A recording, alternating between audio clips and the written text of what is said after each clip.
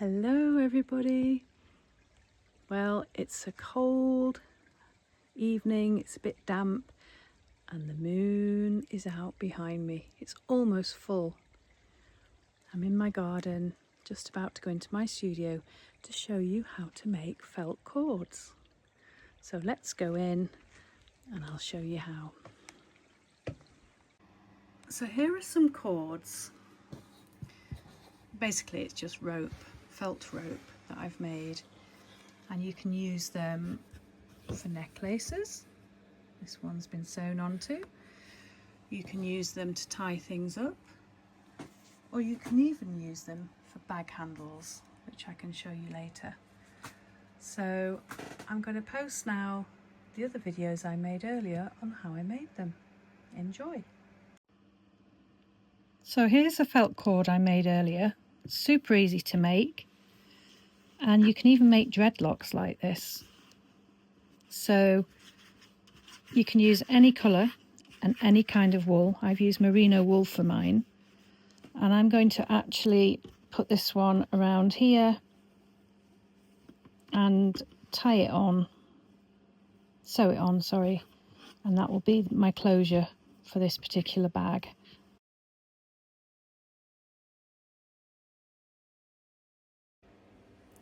First, I'm going to separate my merino roving, and you want a piece for this project. I'm going to use about 15 inches, I don't know, 40 centimeters, something like that. And then, as you can see, this is quite thick in the roving. It's combed in one length and then wound together in a ball when you buy it. So I'm going to split along the length about here because I want quite fine rope. If I was making handbag handles, then I would probably have it about so thick. So handbag handles, about that big, and for the thinner one, about this, which is about a quarter or even a fifth of one of these pieces of roving. And lay it out on the bubble wrap, and then just get yourself some water and just sprinkle it all the way along the length of the roving. And then I'm going to pull up my sleeves and I'm just going to pull it through my hand like so.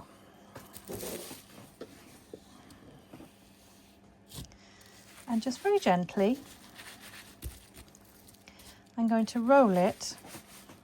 Let me zoom out a little bit.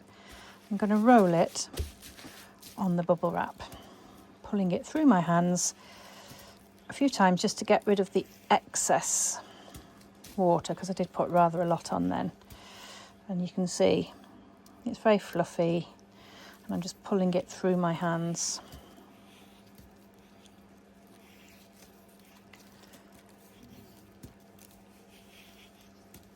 Like so.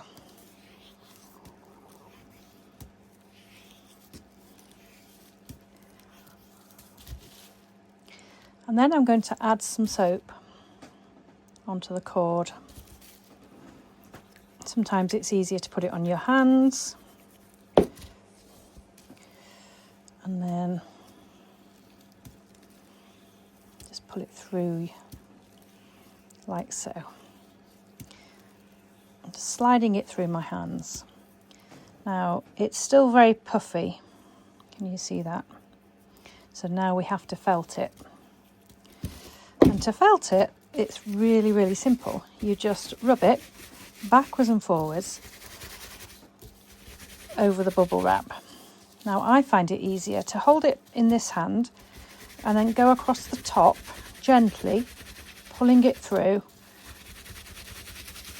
rubbing back and forth, side to side, like so. Get rid of the excess water again, and in fact I am going to get a towel.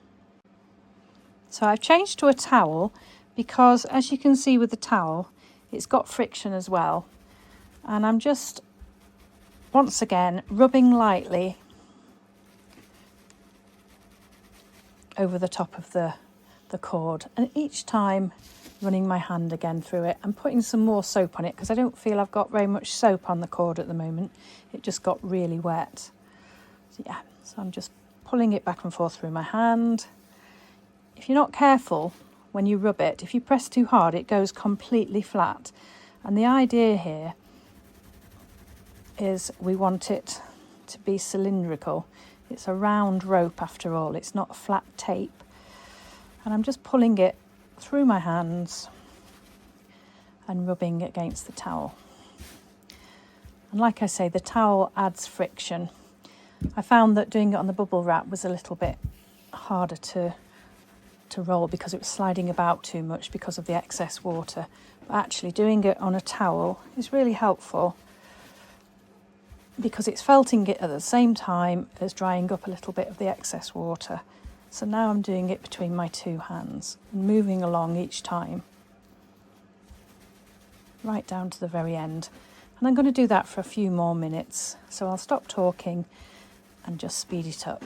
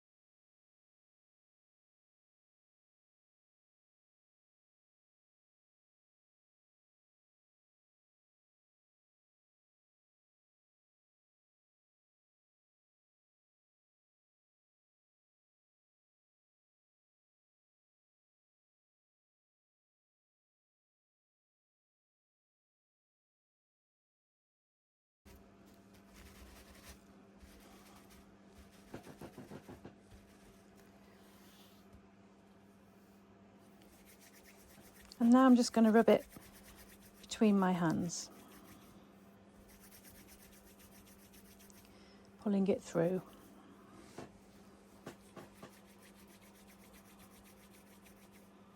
Sorry about the camera wobble.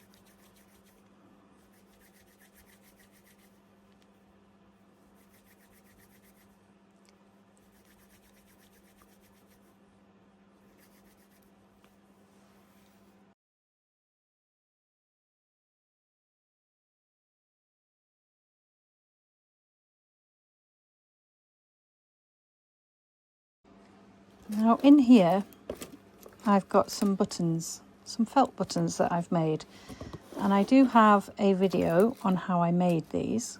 They're super simple and I will put a link on it for you. But for now I'm going to take one of these that I can use as a button for my pouch. Quite like that one. Can you see that properly?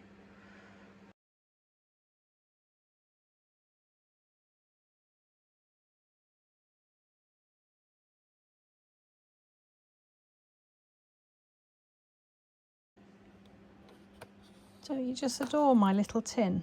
It is so cute with llamas on it.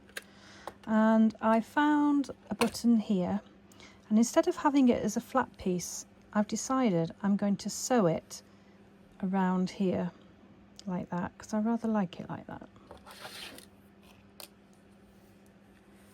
So I'm going to find the middle.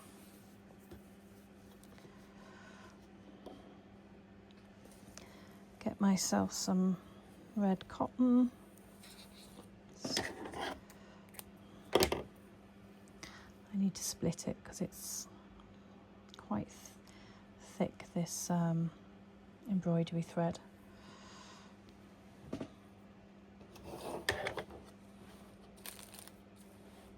I love that part. I'm going to thread my needle. My eyesight is pretty grim at the moment, hence my things are never particularly neat. But thankfully I just like creating things that are quite random. such as this little button. So lots of my buttons over there that I showed you before are quite sturdy. You can see I have a video on how to make these buttons, so look out for that. But super easy, super simple to make. So I've just taken one like this, and I'm going to actually fold it around the cord like so, and then just stitch it at the back.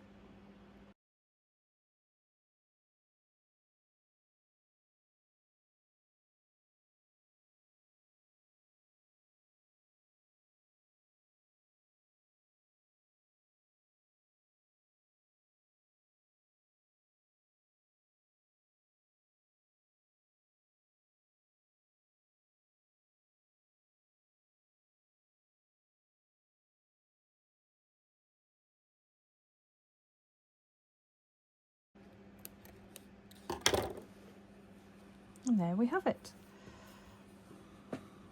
My bead on my cord. And in fact, you could also make bracelets like this. It would be very pretty bracelets, I have to say. But I will do another video on bracelets. Incidentally, have you seen this one? Well, I was braiding sweetgrass at the weekend. It's one of my very favourite books, Braiding Sweetgrass. I definitely recommend a read. And this was bulrushes that had been left in the river, and then we turned it into rope. So that was very exciting. But anyway, today we're making cords. And now I'm going to sew it onto my pouch. I'm going to pop my scissors back in here and roll it up and just decide where I'm going to sew it. And I think I'm just going to sew it right on the very end there.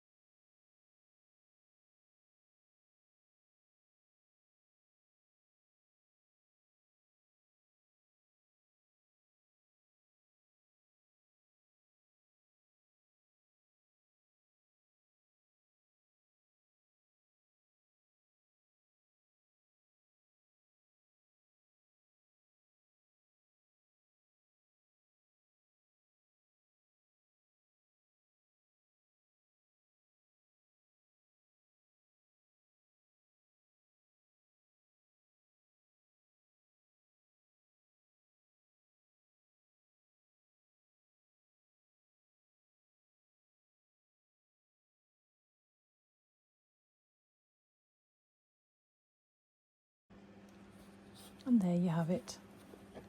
So I'm going to roll up my, do you call them jelly rolls? Pencil pouch.